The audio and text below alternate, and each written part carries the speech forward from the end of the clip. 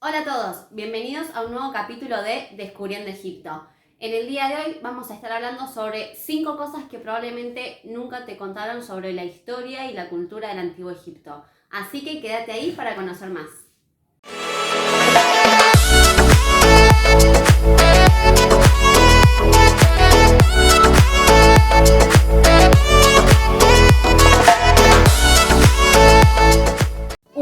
La tumba de Tutankamón sí fue saqueada en la antigüedad.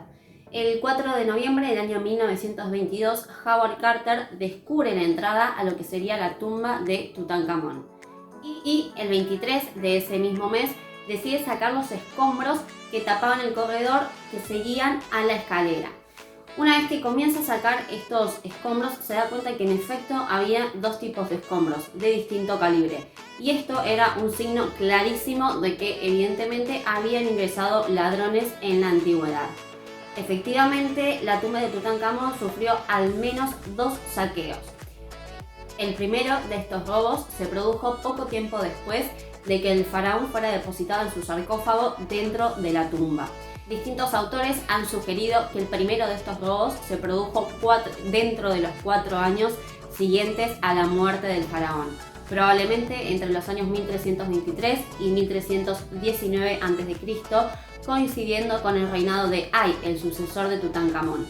Si bien los ladrones de este primer robo fueron descubiertos, no sabemos si fueron identificados. De cualquier manera, la tumba se volvió a reordenar y se volvió a sellar la salida. El segundo de los robos tuvo lugar, puede ser también durante el mismo periodo o bien durante el reinado de Horemheb. Lo que sí se sabe es que este segundo grupo de saqueadores fue descubierto infraganti dentro de la tumba, con lo cual la tumba se volvió a sellar, pero esta vez dejando los objetos de forma desordenada. Lo que sabemos de este último robo es que la tumba ha sido sellada y no se volvió a abrir hasta de su descubrimiento en el año 1922 por Howard Carter. En efecto, Carter se dio cuenta de que posiblemente la tumba había sido saqueada debido a que los objetos solo seguían un orden aparente, es decir, muchos no estaban colocados en el lugar donde se supone que deberían haber sido colocados. De hecho, muchas de las cajas estaban abiertas y había muchos objetos tirados por el piso. Ahora lo que nos preguntamos es por qué la momia y el sarcófago, los distintos sarcófagos del faraón se encontraron intactos. Y bueno, esto fue debido a que al ser una tarea bastante más ardua, robar lo que eran los distintos sarcófagos, incluso la misma momia del faraón, probablemente los saqueadores hayan dejado esta tarea para el final. Y debido a que fueron descubiertos, evidentemente fracasaron en su intento de saquear los sarcófagos o las joyas que contenían la momia. Y vamos al segundo de nuestros puntos, que tiene que ver con la utilización de las momias durante la época antigua. Las momias fueron utilizadas como medicina durante la Edad Media, pero ese no ha sido el único, ni siquiera el más degradante de los usos sufridos por las momias. De hecho, los pintores del siglo XVIII le encontraron otra utilidad, y es que mezclado con resinas y otras sustancias, resulta que un trozo de momia se haya convertido para ellos en una excelente pintura de color marrón.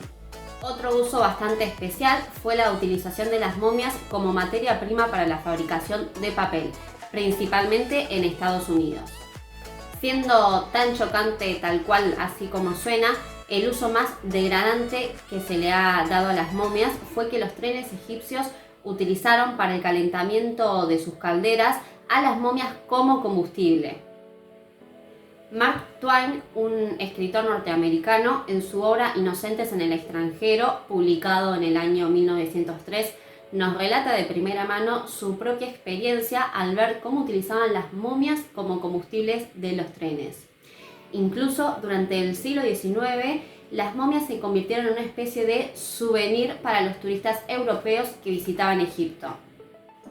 Finalmente, con la creación del servicio de antigüedades y el comienzo de la protección oficial del patrimonio egipcio, la exportación de momias comenzó a considerarse un delito, aunque desafortunadamente siguió funcionando en el mercado negro. Moisés, ¿persona verídica o personaje de ficción? Los hechos del Éxodo, según los relata la Biblia, y la propia existencia de Moisés no cuentan todavía con pruebas arqueológicas homologadas por los cánones vigentes de la ciencia y se sostienen, al menos por el momento, solamente en la fe y la tradición. En efecto, la historia del Éxodo está formada por varias capas y representan más de un periodo de la antigüedad. Por lo tanto, si nos preguntamos si existió o no Moisés, nos tenemos que basar en la tradición y en específico las lecciones y los valores que esa tradición nos ha dejado. Llegamos al punto número 4, en el que hablaremos sobre la utilización de templos y tumbas como iglesias en época cristiana. El Valle de los Reyes, sitio donde se llevaron a cabo enterramientos reales a partir del Reino Nuevo, durante la época copta se detecta una alta presencia humana, específicamente vinculada al mundo de los monjes y de los ermitas cristianos coptos. Por ejemplo, en la tumba de Ramsés IV hallamos más de 50 grafitis coptos y sabemos que el lugar se empleó como una especie de iglesia o capilla dedicada a San Amonios y San Abraham. Otro ejemplo es la KB3, una tumba principesca de época de Ramsés III que sabemos que se reconvirtió a capilla en época bizantina. Incluso en esta tumba se llegó hasta decorar el suelo con azulejos y se han hallado 2 capiteles del estilo bizantino. Otro ejemplo es la tumba de Ramsés XI, la KB4, que tiene una entrada específicamente grande de más de 4 metros de altura y se ha utilizado como establo e incluso como lugar de hábitat. Y si hablamos de los templos egipcios, uno de los ejemplos es el templo de Philae, dedicado al culto de la diosa Isis, que perduró hasta el siglo VI, momento en el cual el emperador del Imperio Romano de Oriente, Justiniano I, lo proscribió.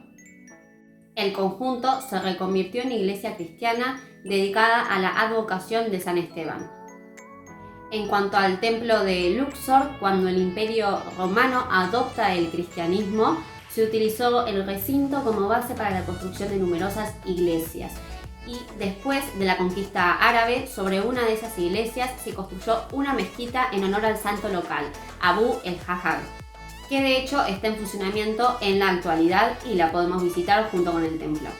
Y llegamos al último apartado de este video y hablamos de que los camellos no han sido incorporados en Egipto hasta la invasión persa. A pesar de la típica imagen que vemos de los camellos en Egipto, los camellos frente a las pirámides, la realidad es que el camello no se comenzó a utilizar con regularidad hasta las invasiones persas, alrededor del año 525 a.C. Para el transporte cotidiano se utilizaban más bien las embarcaciones, que circulaban por la autopista natural del Nilo. Aunque por tierra se solían utilizar los asnos y más tarde también los caballos, principalmente en el ejército. Y así llegamos al final de este nuevo video, espero que les haya gustado. Si fue así, por favor dale like y no te olvides de suscribirte. Muchas gracias.